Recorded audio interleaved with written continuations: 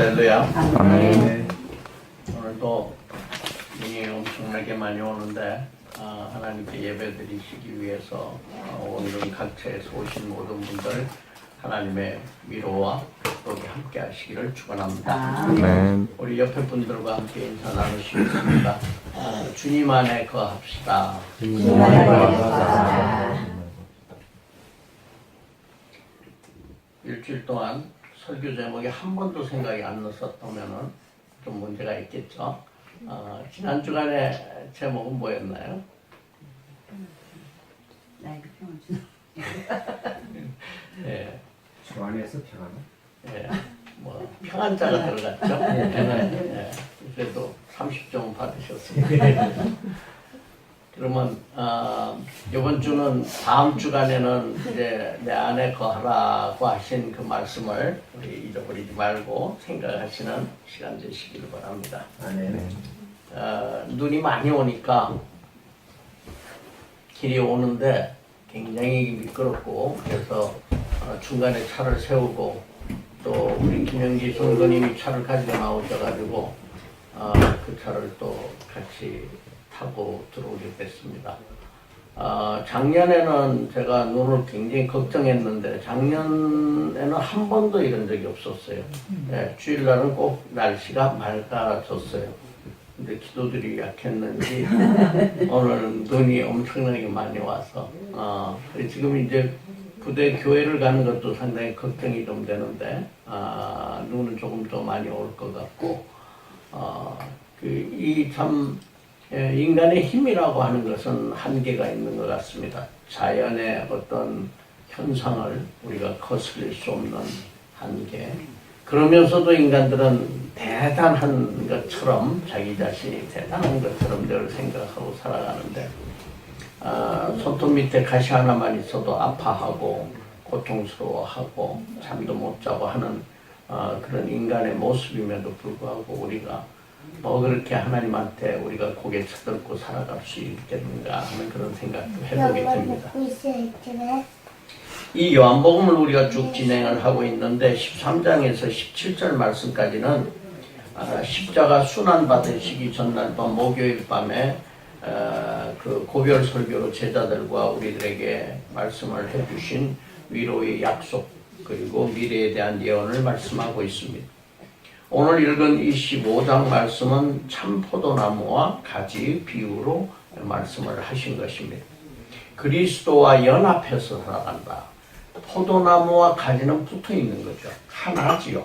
그렇죠? 포도나무 따로 있고 가지 따로 있는 건 아니지 않습니까? 포도나무 자체에 가지가 붙어 있는 거예요. 연합되어 있다. 하나다. 이렇게 볼 수가 있어요. 그래서 이런 그 성도들의 삶은 그리스도와 하나다라고 하는 것을 의미하고 있습니다. 이 말씀은 그리스도의 육체는 떠나시지만은 보혜사 성령이 오셔서 그리스도로부터의 끊임없는 영양 공급을 받아서 열매 맺는 삶을 살아가야 된다는 비유인 것입니다. 그 열매는 그럼 무엇인가? 열매가 어떤 것이 열매를 맺으라고 하시는데 열매는 무엇인가? 라고 하는 겁니다. 열매는 사랑의 삶을 살아라고 하는 말씀입니다.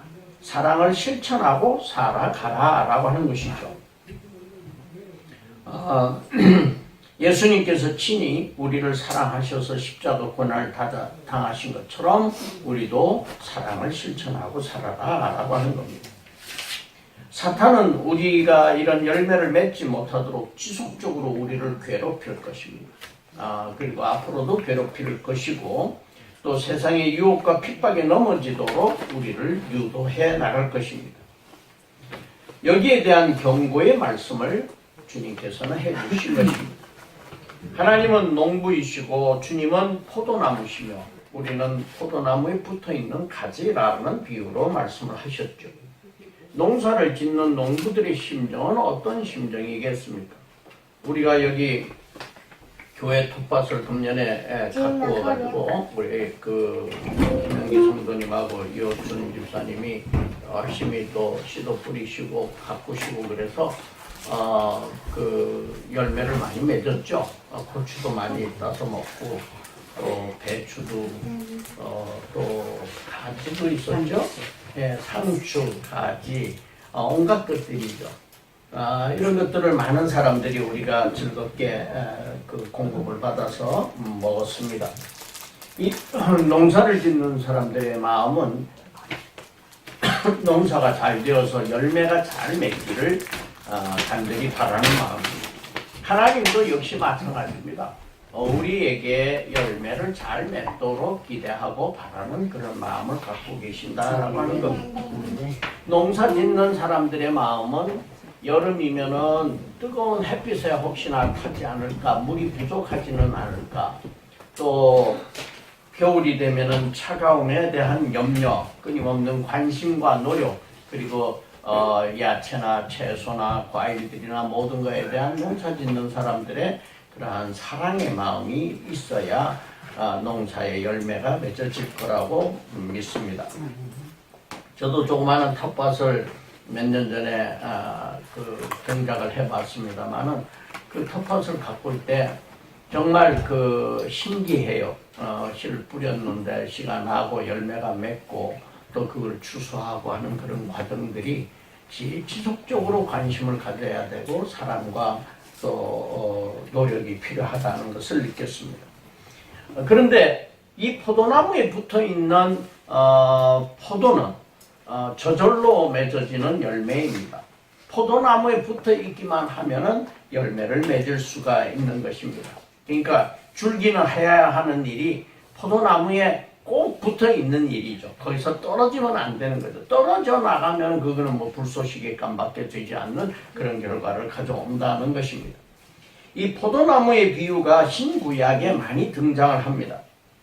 그 당시에 이스라엘에 이 포도 농사가 주 농사였기 때문에 이 포도를 가지고 주님께서는 직접 우리가 눈으로 쉽게 볼 수 있는 것, 많은 사람들이 이해하기 쉽도록 근처에 있는 것들, 양을 치는 목동들의 이야기라든지 포도나무의 얘기라든지 이렇게 이제 표현을 많이 하셨죠. 근데 포도나무를 비유로 많이 들고 신구약에 나오는 것이 많은 것은 포도나무가 열매가 많이 맺는 거라고 그래요. 그러니까 우리가 생각하기에 포도 한 그루에 어느 정도 그 포도가 맺을 것 같습니까? 여러분들 생각하기에 뭐 아무 생각 없이 그냥 포도 열심히 맛있게 드시겠지만은 한 그루에 어느 정도 한 차례 날까요? 몇 킬로 정도 날까요? 36kg 난답니다.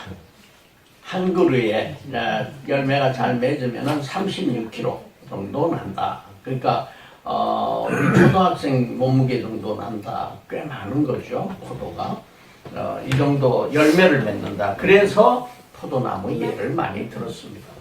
오늘 읽은 이사야서 말씀에는 포도나무는 여호와께서 아름다운 포도원의 극상품의 포도를 심었다.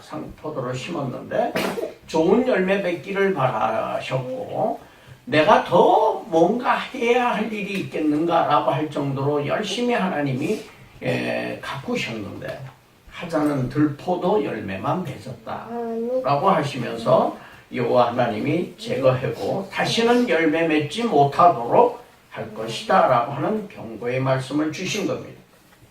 정의를 바랐는데 이 포도를 잘 심어서 좋은 포도를 극상품의 포도를 심어서 열매 맺는 그 열매는 정의의 열매입니다. 하나님의 공의를 실천하는 그런 정의의 열매를 맺도록 바라셨는데 포악한 행위를 하였다라고 합니다. 백성들의 울부짖음이 끊임없었다라고 하는 겁니다. 다시 얘기해서 많은 사람들이 권력을 가진 사람, 정치를 하는 사람, 지도자라고 하는 사람들, 종교 지도자들 이런 사람들이 착취하고 그들에게 그 원성을 듣는 그러한 일들을 해왔다라고 하면서 하나님께서 굉장히 분노하셨던 것입니다. 우리 교회가 관료화되고 권력화되고 정치화되고 거대한 건물 속에 안주하려고 하고 그 안에서 병정놀이하는 이러한 세태 속에 있어서는 우리 하나님을 기쁘게 하실 수 없다라고 하는 겁니다. 소외된 자들을 돌보기보다는 허세와 자신의 재산 축적으로 여기면서 사물화된 교회를 자기 개인의 사물처럼 생각하는 이러한 것들은 과연 하나님이 좋은 열매라고 생각하실 수 있겠느냐는 것입니다. 교회에 다닌 지 10년이 되고 20년이 되고 30년이 되고 아니 평생 동안을 교회를 다녔어도 삶의 열매가 무엇인가 라고 하는 것을 생각해 볼 수 있는 귀한 시간 되시기를 바랍니다. 오늘 주신 말씀을 통해서 우리에게 주시는 메시지는 하나님이 원하시는 열매가 무엇이는지 한번 생각해 보는데, 첫째는 내 안에 거하여 열매 맺는 삶을 살아라 라고 하는 것과, 둘째는 우리는 어떤 열매를 맺어야 할 것인가, 어떻게 맺어야 할 것인가, 셋째는 세상은 왜 그리스도와 그리스도인을 미워하는가 라고 하는 이 세 가지 관점에서 말씀을 상고하고자 합니다. 첫 번째, 내 안에 거하여 열매 맺는 삶을 살아라고 하는 것입니다. 예수님은 포도나무요, 하나님은 열매 맺게 하는 농부이시며 우리는 거기에 있는 가지다. 열매 맺지 않는 가지는 제해버린다고 말씀하고 있습니다. 열매 맺지 못하는 가지에 영양분이 가서 일부 조그마한 열매, 들포도처럼 작은 열매만 맺는 이런 가지들은 하나님이 제해버리시겠다라고 하는 겁니다. 열매를 전혀 맺지 못하는 가지는 당연히 제거되는데, 열매는 맺는데 들포도처럼 아주 조그마한 열매들만 맺는 것들도 제해버리시겠다. 왜냐하면은 다른 영양분이 다른 가지에 가서 열매를 잘 맺게 해야 되는데 그것까지 이 영양분을 뺏어가니까 그거를 제해버리는 것이 훨씬 더 열매를 잘 맺을 수 있게 한다라고 하는 것입니다. 과실을 맺는 나무는 열매를 더 맺게 하시려고, 과실을 잘 맺는 나무 가지들에 대해서는 또 깨끗하게 하셨다라고 하는 겁니다. 그래서 열매가 튼실하고 또 먹음직스럽게 이렇게 맺도록 하시겠다라고 하는 겁니다. 사도 바울은 로마서 11장 16절에서 24절 말씀에 참 감람나무와 돌 감람나무 비유를 하셨습니다. 그래가지고 이스라엘 백성들과 이방인들을 비유하셨습니다. 이스라엘 백성들이 참 감람나무요, 접붙인 돌 감람나무가 이방인이다라고 합니다. 이거는 참 감람나무든 돌 감람나무든지 간에 열매 맺지 않는 가지는 쳐서 없앤다라는 겁니다. 심지어는 원가지, 원줄기조차도 열매 맺지 않으면 잘라버리겠다라고 하는 말씀을 하고 있는 것입니다. 이 가지치기라고 하는 것은 성장과 열매 맺는 것을 위해서 필요한 고통 중에 하나인 것입니다. 더 나은 포도, 더 좋은 포도를 맺게 하기 위해서 하나님은 가지치기를 하신다라고 하는 겁니다. 우리 스스로도 나를 가지치기 해야 됩니다. 나를 가지치기. 열매 맺지 않는 부분들을 가지치기 해나가야 된다라고 하는 것입니다. 하나님은 우리에게 가지치기의 고통을 통하여서 더 성장하게 하십니다. 가지치기라고 하는 것은 필요 없는 부분들을 잘라내는 것을 말합니다. 이 몽골, 세계에서 가장 큰 제국을 세웠던 몽골이라는 나라의 징기스칸은 이 몽골이라는 나라를 세워나가기 위해서 정복을 해야 되는데 그 넓은 땅을 정복하기 위해서는 빨리 멀리 달려야 됩니다. 하루에 약 450km를 달렸다고 그럽니다. 징기스칸은. 하루에 450km를 말을 바꿔가면서, 말을 혼자서 그 하루 종일 450km 못 달리니까 말을 바꿔가면서 450km를 달렸다고 그럽니다. 우리가 보면은 비행기, 이건 거꾸로인데요. 이제 짐승들은 그렇게 힘이 들어서 못 달리지만은 비행기 같은 경우는요, 이거는 기계이기 때문에 얼마든지 뜰 수가 있죠. 그래서 이스라엘 같은 나라는 공군력이 굉장히 강한데, 강한 이유 중에 하나가 뭐냐면은 이 비행기가 대수는 예를 들어서 똑같이 100대가 하더라도 이스라엘 공군은 6배의 힘을 가지고 있다고 해요. 왜냐하면은 조종사들을 많이 양성해서 조종사들이 교대로, 비행기는 곧바로 기름만 넣으면 뜰 수 있으니까 또 뜨고 하면서 조종사들만 갈아줍니다. 갈아가지고 올라가서 하니까 임무 수행하니까 6배의 힘이 있다. 이렇게 이제 군사력을 얘기를 합니다. 이 징기스칸은 말을 타고 다녔기 때문에 비행기가 아니기 때문에 비행기를 바꾼 것이 아니라 말을 바꾸고 그러고 달렸던 것입니다. 이때 많이 달리기 위해서 말에는 불필요한 것들을 다 제거시키고 달렸죠. 쓸데없는 것들은 무슨 치렁치렁하게 무슨 옷을 넣고 뭘 넣고 뭐 다 지워버리고 딱 필요한 것만 가지고 달렸다는 것입니다. 우리가 인생을 살아가는데 하나님을 믿고 살아가는데 불필요한 부분들은 우리가 제거시킬 수 있어야 된다라고 하는 것입니다. 열매 맺지 않는 불필요한 것들을 주렁주렁 달고 다닐 것이 아니라 이런 것들은 우리가 떼어낼 수 있는 용기가 필요한 것입니다. 만일에 우리가 뛰지 않으면 결실을 맺지 아니하는 가지는 하나님 아버지가 제버리신다고 말씀하셨습니다. 세례 요한은 처음에 오셔가지고 광야에서 외친 소리가 뭐였느냐? 마태복음 3장 10절 말씀에 이미 도끼가 나무 뿌리에 놓였으니 좋은 열매 맺지 아니하는 나무마다 찍혀 불에 던지우리라고 말씀을 하고 있습니다. 그래서 열매 맺지 않는 나무들은 던진다라고 하는 것을 말씀하고 있는 것입니다. 좋은 열매 맺지 못하는데 방해되는 요소들이 있죠. 첫째는 적절한 자양분이 부족하길 수도 있습니다. 우리는 그리스도의 뿌리 받고 그리스도를 내 중심에 모시고 살아가는데 그리스도를 통한 자양분을 우리는 가져야 됩니다. 말씀을 통해서 우리는 자양분을 가져야 된다라고 하는 것입니다. 그래야 우리는 건강한 신앙인이 될 수 있다라고 하는 겁니다. 식물이 하나 자라는데도 요소들이 필요한 영양소가 인간의 과학으로 분바에 의하면은 약 17가지의 필수 요소들이 있다라고 합니다. 이 필수 요소들 이외에도 우리가 과학적으로 증명하지 못하는 그런 부분들의 많은 것들이 또 남아 있겠죠. 식물 하나 자라는데도 이렇게 필요한데 우리가 필요로 하는 것, 우리가 신앙인으로서 크리스찬으로서 살아가는데 필요한 것들이 무엇인가 라고 하는 것을 우리는 주님의 말씀 가운데 우리는 찾아야 할 것입니다. 하나님의 말씀, 주님의 말씀을 사모하는 마음이 우리에게는 이 영양소가 되어야 된다라고 하는 것입니다.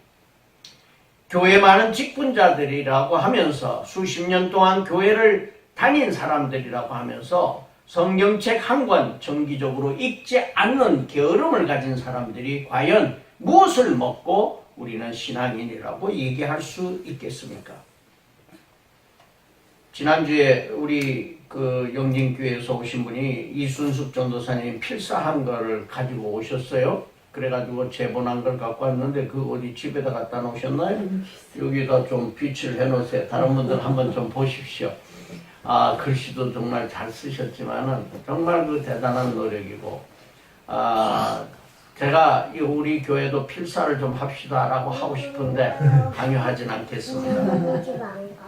그런데 쓰지는 않더라도 우리는 읽기라도 해야 될 것 같아요. 크리스찬이라고 하면서 하나님을 믿는다고 하면서 성경책 한 구절 읽지 않는 사람이 무슨 크리스찬이라고 얘기할 수 있겠느냐라고 하는 것입니다. 두 번째는 부적절한 가지를 잘 잘라낼 수 있어야 됩니다. 우리의 욕망, 우리의 주장, 나라고 하는 존재가 너무나 커지게 되면은 주님이 들어와 계실 곳이 없습니다. 우리가 먹을 수 있는 영양소를 받을 수 있는 공간이 없게 되는 것입니다. 그래서 우리는 그저 남에게 베푸는 낮엔 해처럼 밤엔 달처럼 그렇게 살 수는 없을까요? 라는 찬송처럼 우리는 아무런 대가 없이 우리는 마음을 비우고 좀 살아갈 수 있었으면 하는 것입니다. 병충해가 생긴 가지는 열매 맺지 못하기 때문에 과감하게 잘라내야 할 것입니다. 병들린 가지를 과감하게 자를 수 있는 용기가 우리에게 필요하다는 것입니다. 그것은 우리가 가지고 있는 우리 죄를 토해낼 수 있는 용기가 필요하다는 것입니다. 가지치는 것은 아깝고 힘들지만 잘라내야 되듯이 우리 신앙 가운데도 고통과 고난과 아픔들이 있어야 할 것입니다. 잘라내는 아픔들이 있어야 할 것입니다. 겨울을 지난 식물들은 훨씬 더 아주 열매가 맛이 있고 또 열매가 옹골차다 이렇게 얘기할 수 있어요. 제가 태국에 있을 때도 보면은 태국에도 배추가 있습니다. 우리 한국 배추 같은 배추가 있어요. 그래 집사람이 그런 걸 사다가 이제 김치를 담그는데 우리 한국에 있는 배추 맛이 안 나요. 예, 안 나고 그냥 흐물흐물합니다. 그런데 우리 한국의 배추는 어떻게 해서 이렇게 옹골찰 수 있느냐?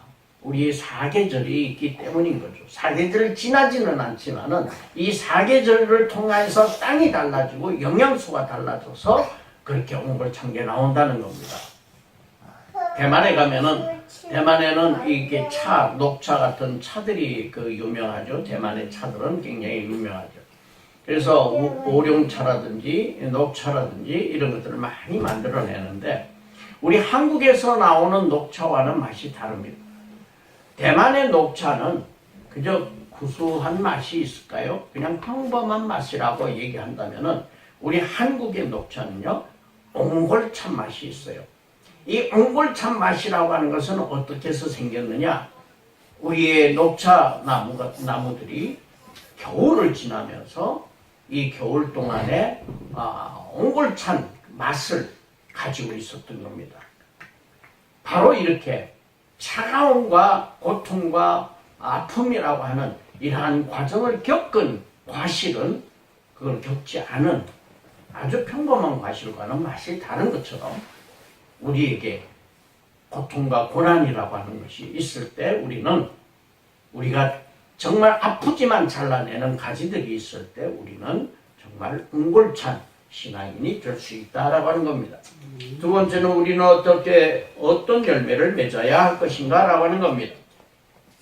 예수 안에 거하는 사람들은 사는 사람들, 크리스찬이라고 하는 사람은 크리스찬의 모습이 있어야 됩니다.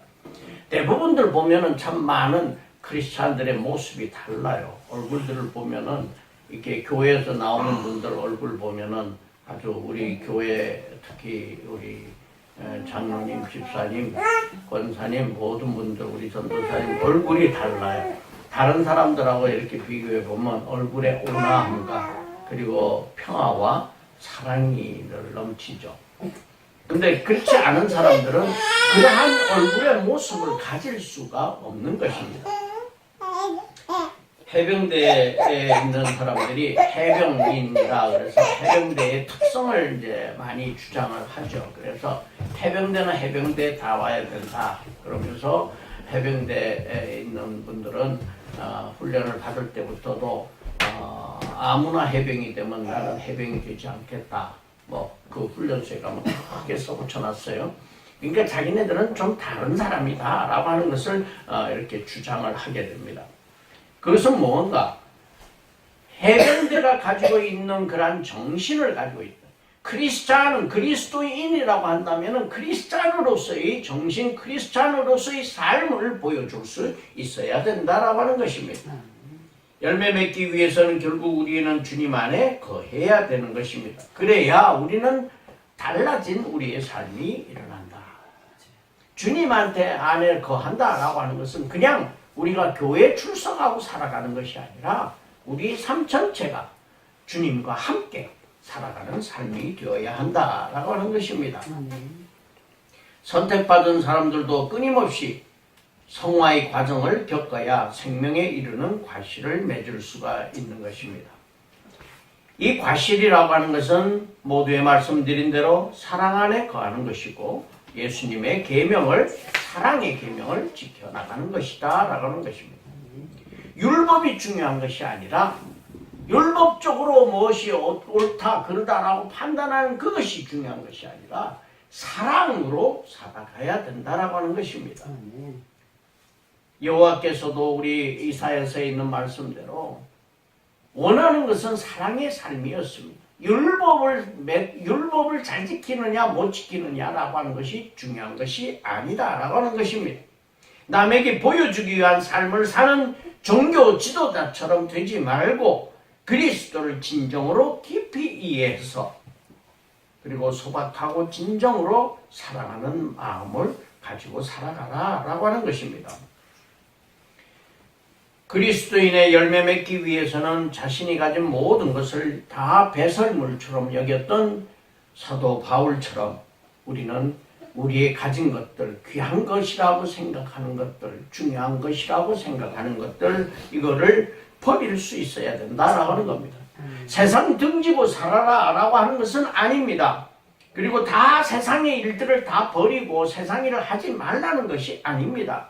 그러나 무엇이 더 중요한 것인가 라고 하는 것을 먼저 깨달아야 할 것입니다. 우리는 그리스도와 연합한 삶을 살아간다라고 하는 것이 그리스도 안에서 우리는 매일매일 순간순간의 삶을 살아가는 것입니다. 이러한 삶을 살아갈 때 기쁨이 충만한 삶이 이루어지는 것입니다. 사랑하는 사람과 함께 있으면 마음이 많이 기쁘시죠? 그렇죠? 사랑을 안 해보셨나요? 사랑하는 사람과 함께 있으면 마음이 굉장히 흐뭇하고 기쁩니다. 먹지 않아도 배도 부르고 생각만 해도 좋은 거죠. 사랑 안에 있으면 기쁨이 충만해지는 겁니다. 그리스도의 사랑 안에 있으면 우리는 기뻐야 합니다. 또 우리가 사랑 안에 우리가 베풀기 위해서는, 사람에게 사랑을 베풀기 위해서는 우리 스스로가 기뻐야 합니다. 얼굴이 찡그러져 있고 불안하고 뭔가 그 정서적으로 불안한 그런 상태에 있는 사람들은 남을 사랑할 수가 없는 겁니다. 늘 우리 마음이 기쁨으로 넘쳐야 할 줄로 압니다. 서로 사랑하는 삶을 살아라 그러면서 친구를 위하여 자기 목숨을 버리는 자, 이 사람이 중요하다. 여기서 친구라고 하는 건 우리처럼 만나는 친구를 말하는 건 아닙니다. 친근한 사람을 이야기할 때 이 친구라는 표현을 사용을 합니다. 가까운 사람, 친근한 사람을 얘기할 때 그겁니다. 그러니까 우리가 얘기하는 동네 친구, 뭐 학교 친구 이런 친구가 아니라 예수님께서 친구라고 표현하신 것은 너와 나는 하나로 연합한 친근한 사람이다 라고 하는 의미를 가지고 있는 것입니다. 우리에게 무엇이든지 주시기를 원하시는 것입니다. 우리와 친근하시기 때문에 우리에게 뭐든지 주기를 원하십니다. 조건이 있습니다. 사랑 안에 거할 때, 주님 안에 거할 때 너희가 구하라. 그리하면 모든 것을 주겠다라고 한 것입니다. 사람들은 구하면 다 받는 걸로 생각하는데 그렇습니다. 구하면 받을 수 있습니다. 그러나 내 안에 거한다라고 하는 것이 중요한 것입니다. 우리는 구하기 전에 과연 내가 그리스도 안에 있는가, 그리스도가 내 안에 있는가 라고 하는 것을 깊이 생각해야 할 것입니다. 또한 구하는 것은 이 그리스도 안에 있는 것이 사랑을 이루기 위해서 구해야 할 것입니다. 내가 잘 먹고 잘 살기 위해서 구하는 것보다 내가 그리스도와 함께 살아가는 그 사랑을 이루기 위해서 우리는 구할 때 주님은 우리에게 무엇이든지 다 채워주신다라고 하는 것입니다. 주님은 친구인 우리를 위해서 목숨을 버리셨습니다. 하나님이신데 인간의 모습을 가지고 내려오셔서 우리에게 다가오셨습니다. 태어나실 때도 말구 위에 태어나시고 험하고 힘든 삶을 사시다가 공생의 생활을 시작하시고 십자가의 고난을 받으셨습니다. 우리는 우리의 친구를 할 수 있는 우리의 가족들과 우리의 동무들에게 어떻게 다가가고 있습니까? 하나님이신 예수 그리스도가 이 땅에 오실 때 그런 모습으로 오셨는데 우리는 이 땅에 나갈 때 나와 가까운 가족들과 나의 친척들과 나의 사람들에게 다가갈 때 얼마나 교만한 모습을 가지고 다가가고 있습니까? 얼마나 정말 예수님처럼 우리가 소박한 마음을 가지고 가고 있는가 우리는 생각해 봐야 할 것입니다. 남을 사랑하기 위해서는 먼저 우리는 하나님께서 이렇게 우리를 정말 사랑하셨다라고 하는 것, 그리고 나는 택함을 받았다라고 하는 것을 우리는 깨달아야 할 것입니다. 그런 사랑이 없이, 그러한 사랑의 느낌이 없이 우리는 절대 남을 사랑할 수 없다라고 하는 것입니다. 어제 천안에 가서 어떤 교수님하고 같이 조직을 하나 만들었습니다. 세상에 다가가는 다리가 되자 그러면서 기독교인들이 사회적 책임을 실천하자는 모임입니다. 그런데 이 모임 가운데는 기독교인이 아닌 사람들도 있습니다.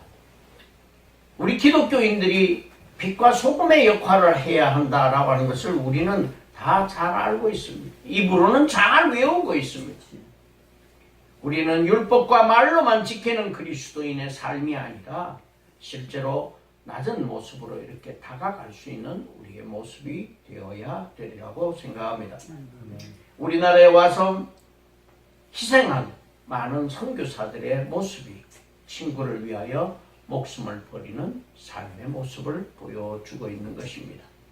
아펜젤러 선교사의 묘비 가운데는 이렇게 써 있습니다. 섬김을 받으러 온 것이 아니라 섬기러 왔습니다. 머나먼 이국 땅에 정말 아무도 알아주지 않는 그런 곳에서 문화도 다르고 모든 것들이 다 불편한 그런 상황 속에서 그들은 오직 그리스도의 복음을 전하기 위해서 희생하였던 분들입니다. 이런 사람들이 바로 사랑을 실천하는 사람들인 것입니다. 마지막으로 세상은 왜 그리스도인을 미워합니까? 왜 그리스도를 미워하느냐라고 하는 것입니다. 세상은 사탄의 세력에 지배받는 그러한 것을 의미하고 있습니다. 어둠이 빛을 싫어하듯이 이 사탄의 세력은 빛이신 그리스도를 미워하게 되어 있는 것입니다. 그렇기 때문에 우리는 그리스도를 미워하는 이 사탄의 세력, 어두움의 세력들이 우리를 미워하게 되는 것입니다. 우리가 미움을 받지 않는다라고 하면은, 어두움의 세력들에게 미움받지 않는다면은 우리는 그리스도인이 아닌 것입니다.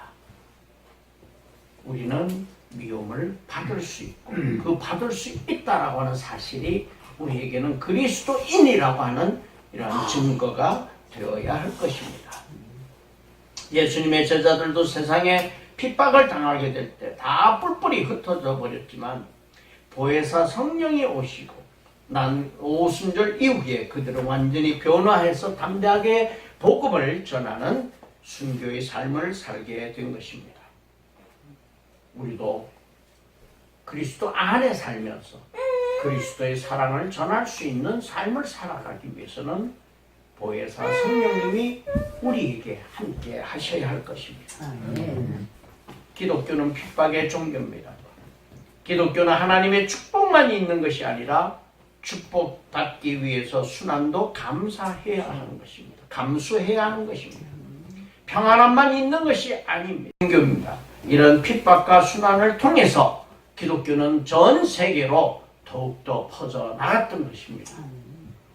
우리가 못을 박을 때 망치로 세게 때리면 때릴수록 깊이 박히듯이 기독교가 박해를 받으면 받을수록 순환을 받으면 받을수록 기독교는 더 깊이 뿌리내리는 못처럼 되는 것입니다. 우리의 삶 속에 고통과 어려움이 있다고 하더라도 우리는 그리스도를 바라보면서 우리의 삶을 승리하는 삶으로 이끌어야 할 것입니다. 감사합니다. 기도드리겠습니다. 주님께서 보여주신 사랑의 삶을 저희들이 살아가게 하여 주시옵소서. 입으로만 하는 것이 아니라 저희들의 삶을 실천하는 삶으로 살아가게 하여 주시옵소서. 주님의 빛을 드러내는 삶으로 살아가게 하여 주시옵소서. 예수님 이름으로 기도 올려옵나이다. 아멘.